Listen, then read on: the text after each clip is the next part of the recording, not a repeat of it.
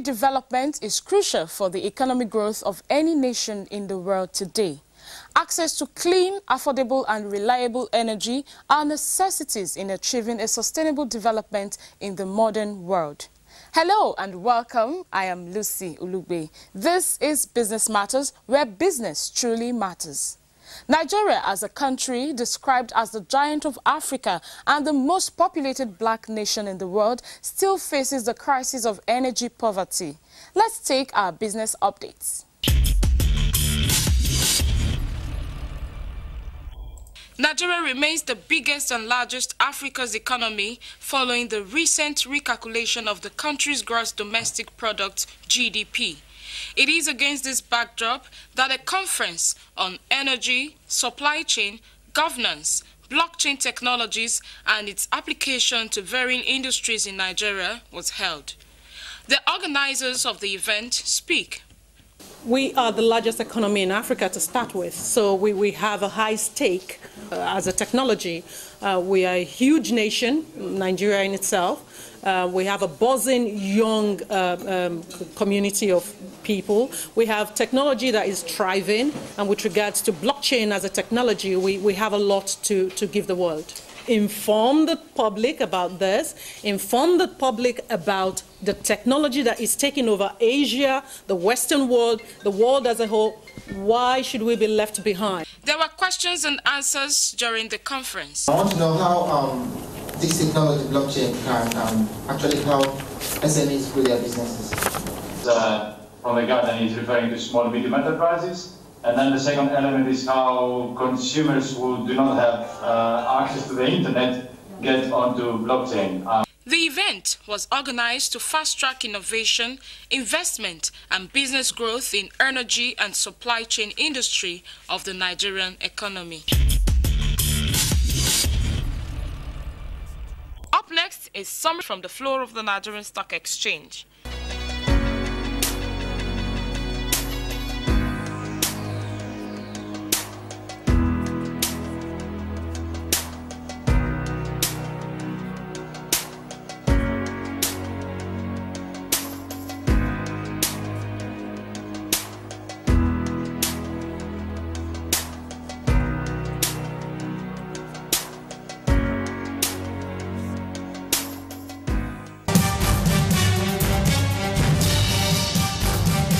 Nigeria is blessed with an abundant energy resources of both fossil fuels and renewable energy. But the main challenges is the country's inability to adequately and efficiently utilize these energy resources. Experts in this industry will examine the nitty-gritty of sustaining energy development in the country. Welcome to our professional segment. Okay, it's time to talk business on Business Matters. And our topic for discussion today is sustaining energy development in Nigeria. I have two experts in the house to do justice to our topic today. And sitting right on my immediate right is Engineer Olafemi Olaniyan, a chartered electrical engineer and also a fellow Nigerian Society of Engineers. You're welcome to Business Matters. Thank you very much. And also sitting next to him is Engineer Adekunle Makinde. He's also a fellow Nigerian Society of Engineers. Welcome to Business Matters, Engineer Makinde. Thanks for having me. All right, let's go straight to business.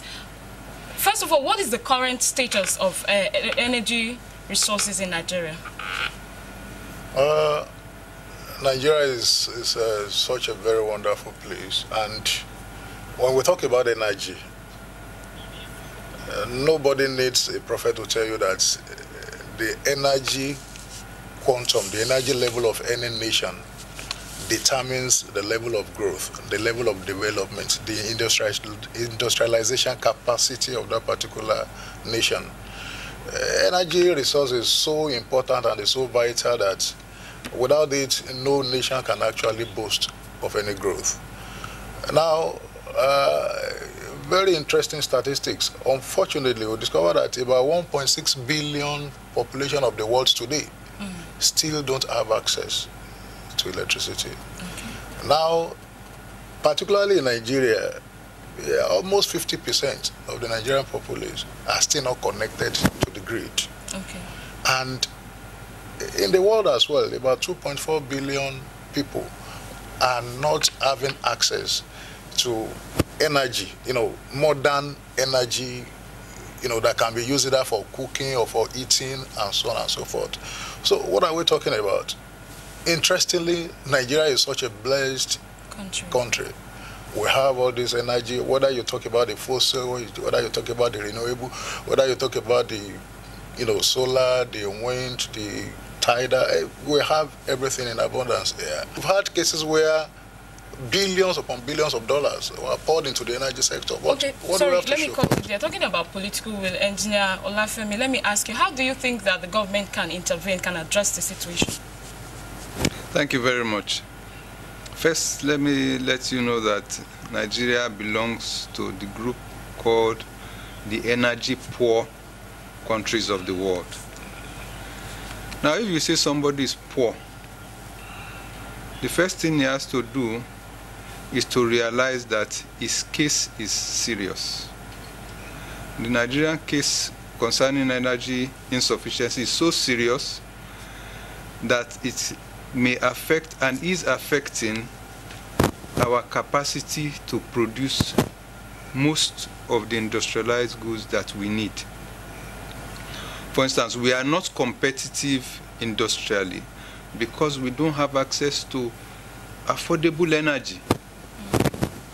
What can the government do? First of all, the government needs data. I always start with that. Okay. If you can only control what you can measure. If you cannot measure, for instance, if you cannot measure the dosage you are giving a child on any medicine, you either kill the child or underdose. We need data on the actual position of people regarding availability to energy. Backstage, you were telling me about saving energy by individuals. The government doesn't really need to do that. We can do it on our own. So tell me, what's your take on energy saving? Okay, thank you very much. You see, energy saving is an integral part of sustainable energy development. Very important, because what you waste can never be retrieved. In fact, the government set up an it's called the National Center for Energy Conservation and Efficiency. It's a subsidiary of the Energy Commission of Nigeria, to look at ways how you can save energy. But on the individual level, how can we save energy? Most of the time when we leave our homes, we leave the lights on.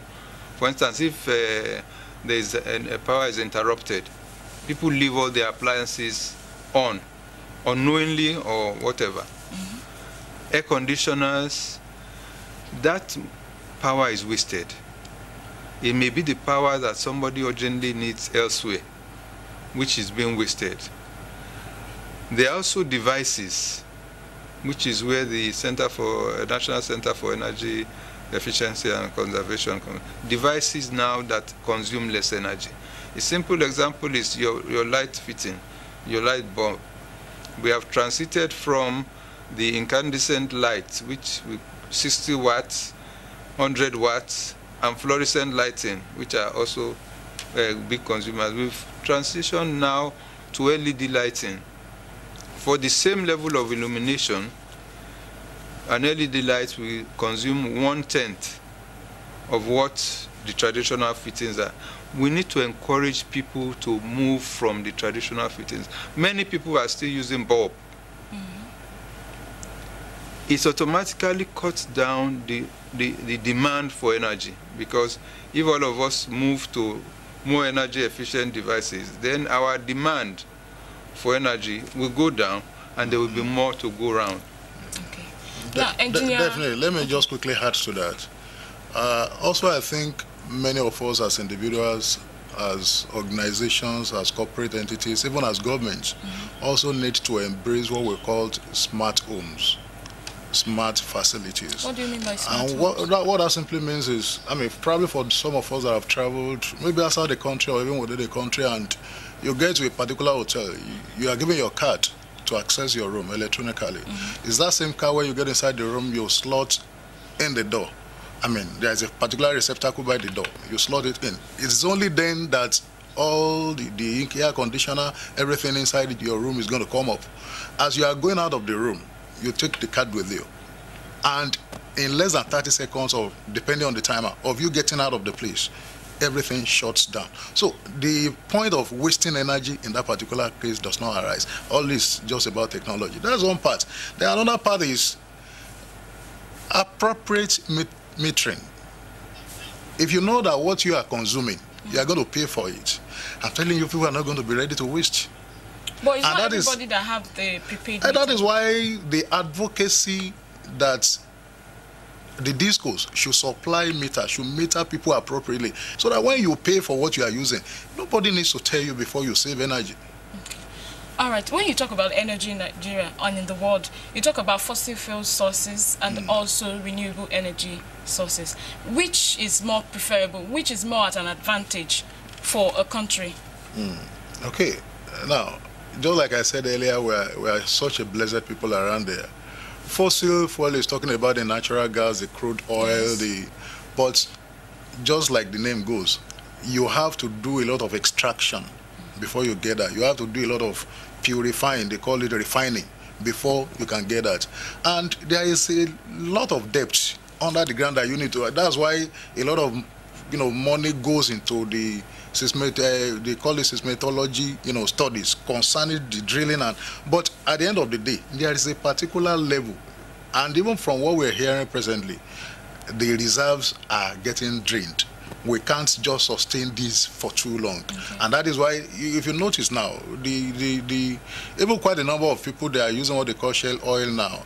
The real fuel, the real what we call petrol here is not really there any longer as at the quantum that it was before.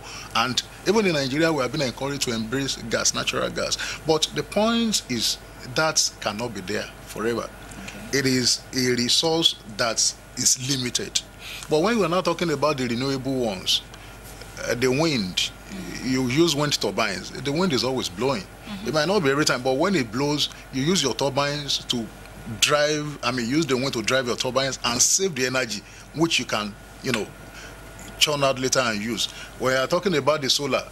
We are blessed. That's the most popular one we have. Solar, of course, that's what everybody. And the inverters. Yeah, the inverter. So those are, of course, the inverter is also going to be working on probably some set of battery where you are going to save the power. We have the solar where the sun can easily give you. You have the biomass. You have, because just like what we were discussing, you have the biomass that this thing can be recycled within the system, and that is what makes it renewable. Is waste, right? Yes, it's waste. Talking about the waste of animals, dongs, or even humans in some cases, and they can be used. The gas coming out of them can be converted to become cooking gas. The general like of what we call the cooking gas that we use in homes, use in farms, and so on and so forth. So of course, the larger refuse that we use also, maybe Olusosunya, Jota, Lagos, where we generate so much of waste, there can be some kind of waste to wealth conversion, whereby some of the waste generated there can also be converted to energy. The waste, we generate waste every day. Generating energy from waste, does it cost a fortune? Is it something that anybody can do? Like an individual, or like maybe a private investor, a private firm, or the government as well? Does the government have to play a major role in that? See, there's really no rocket science about these things. Probably because the technology is not very popular amidst us today. That does not mean that it cannot. It depends on, most of these generally thrive more on the farms, where you can, probably a poultry farm, maybe you have piggery, those that are herdsmen, and the dung from them, they are generally converted. There's a particular machine that processes that waste, and the gas coming out of it can be used. So the technology is not really that far-fetched. What I think the government can do in the present circumstances, to create the enabling environment, to make the atmosphere conducive, and of course to point people in that direction. probably, you know, make arrangement maybe with foreign partners. Okay, you have this technology, you've been using it, can we have the experience? Can we share with you what you've been doing over the years? Can you come around, share with our people? You know, those are some of the, but it's not everything that, you know, we'll be expecting the government to do. All right, Engineer Olafemi, when we talk about energy in Nigeria, we hear things like terms like renewable energy and green energy. Is there any difference between the two? Because we seem to use them interchangeably. Basically, there's really no difference between the two. Okay. But what you need to, you know, focus on is its effect on the environment. Okay. When you talk about green energy, you want environmentally friendly energy, one that does not have any effect on the environment. Number one, climate change. Climate change now is accelerating because the ozone layer, emission of CO2 by developed countries and developing countries has made the ozone layer depleted. And we are seeing temperature rise all over the world. Temperature rise means rising sea levels. So green energy or green energy technology is any energy technology that does not have any effect on the environment. The emissions from fossil fuels are the key cause of global warming. Okay. So when you go with the green technology, you're saying we are not going to emit anything into the environment again. These energies will draw their source of energy from the atmosphere and have no emissions, zero emission. That's the idea. Okay. Can you give us some policies that you think will be that the government can, you know, use to sustain energy development in Nigeria? Policy, you see, believe it or not, all the policy documents are all in place. The Energy Commission of Nigeria, we have National Renewable Energy Policy, okay, with very brilliant and you know, powerful policy position of government. Okay. Is it followed?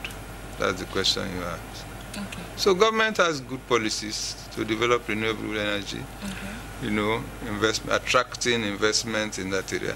But is it followed? Unless you can scale up. I always tell people that scaling up is always the problem. We have a pilot. Government invests in the pilot to show the viability of a certain technology. It is pronounced successful. How do you scale it up so that it now becomes prevalent where it is needed? To scale up, you need funding. Okay. That's where it normally dies a natural death. You need funding, low interest funding. Now, the quest for cleaner and greener energy is gaining momentum, and energy development is one on the high side. Is there any body or forum where sustainable energy development is discussed? And Yamakinde, can you take that? At the level of the Nigerian Institution of Electrical and Electronics Engineers, we've been doing a lot, and we have partnership with a particular group of young Nigerian engineers in the UK. And we come together to have what we call Nigerian Energy Forum. Nigeria Energy Forum. The third edition is holding here in this very Lagos, and it's going to be the gathering of eggheads. You know, just like I said, the people we are partnering with, they are a team of young researchers, people that have made their marks, people that have achieved a lot, people that they are Nigerians. Young Nigerians have been outside the country and they won a lot of laurels. And we partner with them at the level of the Nigerian Institution of Electrical and Electronics Engineers. And the event is already in the third edition, and we're expecting that, because the last time we had it, the Vice President was supposed to be there, but they sent a high power representation, and for the Ministry of Power also, and several other people. Sorry, we are running out of time.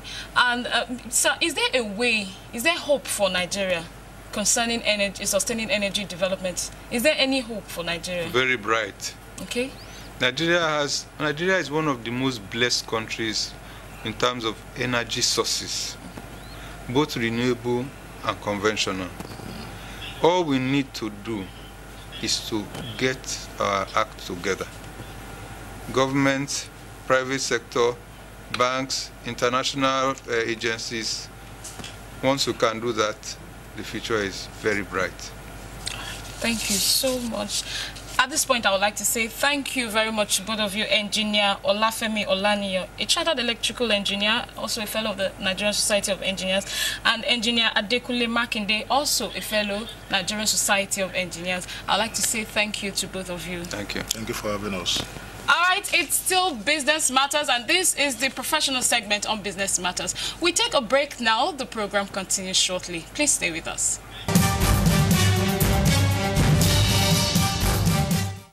Coming up is our business success tips.